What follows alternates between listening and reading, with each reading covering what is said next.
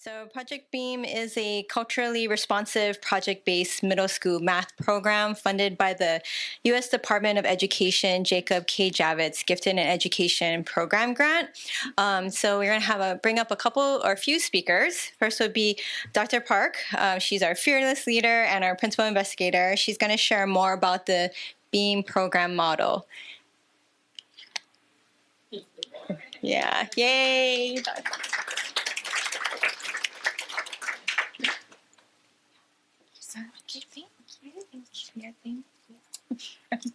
I didn't know that my staff members made another tea leaf lay for me. So thanks a lot. Yeah, they really worked hard to make the symposium happening.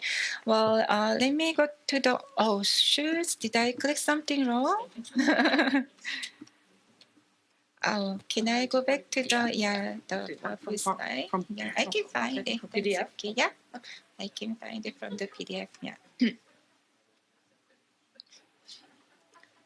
And sorry about that. I was coughing a little in the room, but I just want to clarify. It's not about the COVID or something else. It has been a long time that I've been in the in-person conference. I forgot how allergic I am with all the dust from the carpet. So that's why I forgot to take my allergy pill. That's why I was coughing a little bit in the morning.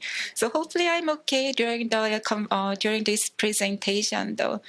All right, so probably some of you may be wondering how those presentations all connected, right? In the morning, you heard about some gifted education and indigenous people's perspective about the gifted education, and now you heard about the ethnic mathematics, right? So it's all related to the project Beam, Be Your Mathematician. Some of you have participated in our project as a teacher, or the COP members, or the evaluators, or the advisory board groups. So you may be familiar with that, but some of you may not be familiar with the project Beam yet. So let me give you an overview about the project, and then I want to make it as a full view. So I kind of learned a new skill today to make a full view of the PDF file.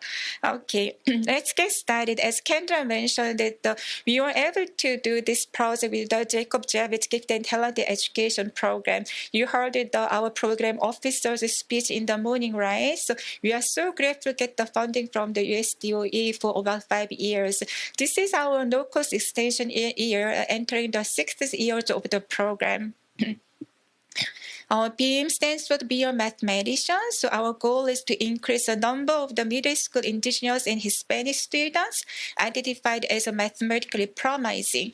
So we are not utilizing the traditional term like giftedness or talentedness for our program. We are utilizing mathematically promising intentionally so that we can go beyond the traditional definition of the gifted education. So it's defined by the demonstration of the high level of math achievement and intention to or to actually enter into the STEM honors program in the high school. So why we are doing the BEAM is because of the missed opportunities. Like you heard from the Dr. Singh's presentation in the morning, actually the Native Hawaiian students, Pacific Islander students, and Native American students, Hispanic students all missed the opportunities of the equal education opportunities, right? So because of the failure of our educational system, so we were not able to providing the challenging, appropriate education approaches, education programs to those groups of students. So the reason why is it may not be applied to all the groups of indigenous students, though here are some common reasons of the underrepresentation of those ethnic groups of students in mathematics as well as gifted education.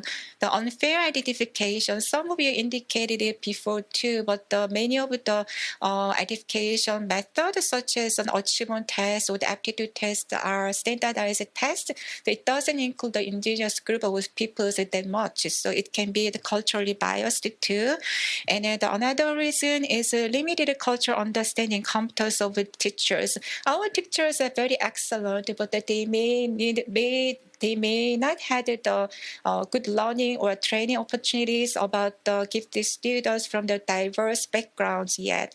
So, and then there is a cultural mismatch too. So from our indigenous cultural norm, being a humble is a good thing. So it may be negatively impacting the teacher's nomination of them for the gifted education program. And then another thing is economical disadvantages. Some of the things that the Dr. Singh mentioned in the morning. So well, many of our indigenous students are residing in some challenging school districts. So as Dr. Viziano mentioned that even if the school has some funding from the DOE, they maybe gifted education may not be their priority of the school district, right? They have to spend the money for the remedial education for more struggling learners.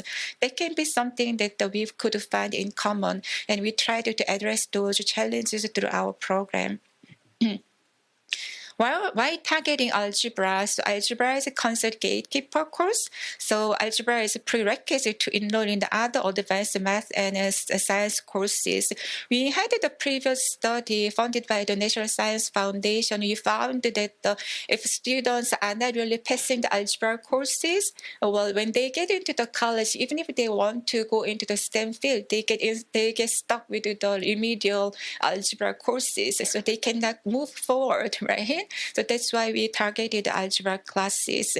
So our target population is grade 7 or 8th grade from the Native Hawaiian, Native American, Pacific Islander, Hispanic, or Filipino backgrounds. We added the Filipino students in maybe after 2 years of our implementation. We got to talk with the school principals, having a lot of Filipino students in the school, and they mentioned all the Filipino students are kind of in the same situation with the Pacific Islanders. So they missed some opportunities to get into the challenging programs because of those reasons that I mentioned before. So we included Filipino students in Hawaii. And we conducted this study in Hawaii, Arizona, and Commonwealth of Northern Marianas Islands, in those three states and jurisdictions. And we recruited students who are getting A or B from the previous math course and currently enrolled in Algebra 1 or the planning to enroll in Algebra 1.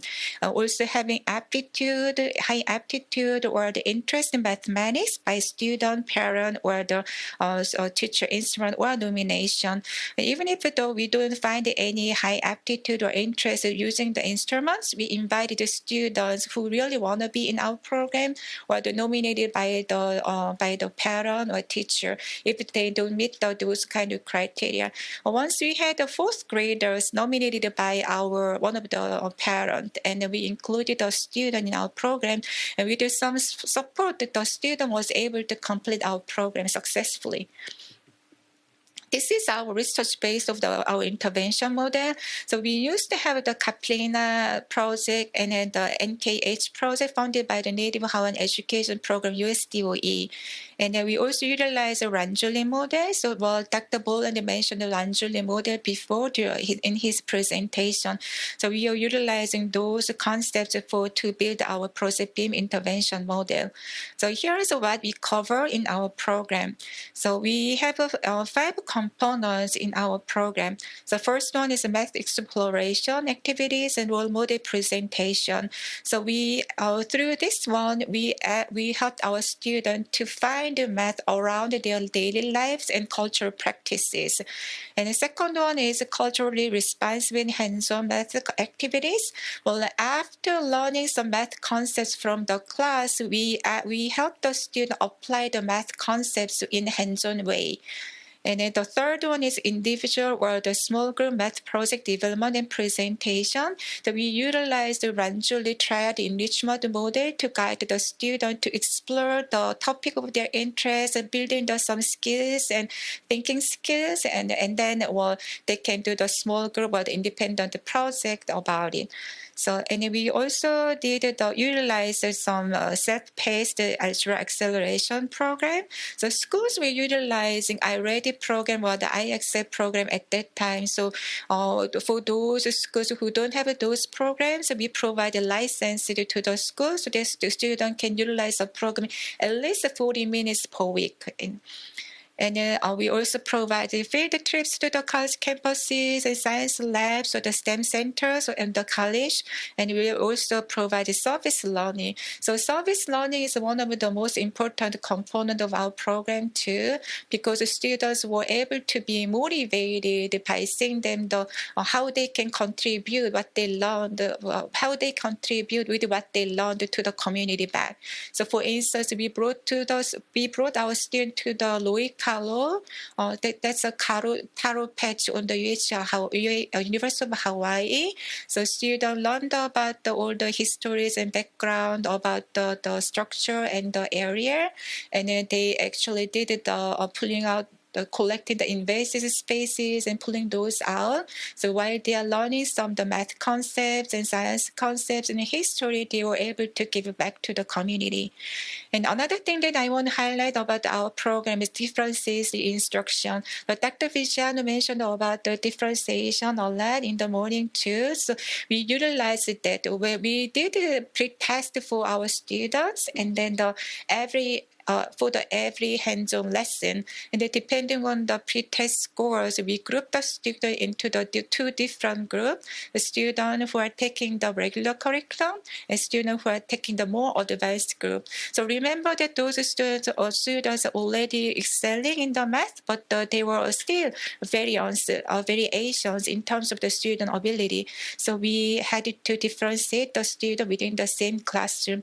They were still doing the same activities, but they are learning the higher concepts in the yellow group. And because of the pandemic, of course, we made all the in-person class materials for the online classes. So we're going to post our online version of the materials and in-person version of the materials on our website later. You can see some photos of our student sessions. Well, you may see some of the things later on the activity tables later. The left one, this is one of our community building activities, building a straw tower. So all of our program began with the community building activity, so the student can feel more comfortable with each other and build a teamwork through the activity. And then, as you see on the photo, students had to do a lot of discussion about the math problem solving, and they will utilize a technology like a computer, and they will utilize the tactile materials like on building canoe things, and they did some experiment outside, like you see on the bottom, and then they did this all the time. The game components were used in our program, like as you see the cryptography and then the lockbox, right? So all the game components were utilized in our program. Our program was actually the intervention itself is 50 hours, but including the community building activity and the time for the pre and post assessment, it became the 60 hours of the program altogether. We implemented in the various way. Well, the original program is a 12-week program, 5 hours per week, but depending on the school situation, it was implemented before or after school. On Saturdays, we brought all the students to our college campus to implement the program too. We also held the summer camps for 3 weeks for the shorter term as well too. I forgot to mention some of the characteristics of our students. Well, majority of our students are first generation college students. That's why we brought our students to come to the college campus so that they can see themselves in the college campuses, feel comfortable in going there too. Since this is a research project, we had a comparison group. So comparison group, we also engaged with them for the same time period though, but they were not getting any STEM-related support. They did some homework support, language arts classes, social studies classes, and digital media classes. Well, students often enjoyed those classes a lot too. And as mentioned before from the Dr. Singh in the morning, so we tried to give the similar experience to our parents groups too. So through the 5 week of parent teacher community member workshops, it's actually 2 hour version originally. So we group our students, parents together on Saturdays or in the evening time. So we provided some hands-on activities similar to what the students are doing. We also cover the evidence-based strategies that we are utilizing to our students. So they learned about how to understand giftedness and talents for the indigenous students, how to nurture that. That's something that you heard of in the morning. So we also utilize universal design for learning, so to make all the materials and learning accessible to all the students, and then culturally responsive learning, education, blended learning, and problem-based learning. Those are things that we are utilizing for our students. We shared with our parents, and then we shared some tips that they can use at home with their children. Here are some photos about our parent session. The upper part, you can see some our parent session activity. So those are, I think, from the Labor Aloha activity. You can experience it in one of our learning station later. And then on the bottom, you can see our service learning photos at the UH Kalo page. Well, I forgot to include this one in the presentation material. So our target number originally was 540, but we exceeded the number over 5 years. We served 715 students, and among them, we could collect parent and student consent from the 661 students. And the data analysis will be reported later, right after my presentation by Dr. In and Dr. Boland. And I would like to express my gratitude to all the people who were involved in the process. Our advisory board member, Susan Nicholson from California, Michael Littlecrow here from Arizona, and Florida Masaga from CNMI, probably on the Zoom, and Kinoi Gomes and John Rader is right there, and Ken Kajiara, he joined virtually as well. Those are from Hawaii. So we had the advisory board members from the different states to work on the project together. And as you heard, there are Dr. James Boland and Dr. Song Im, our external evaluator.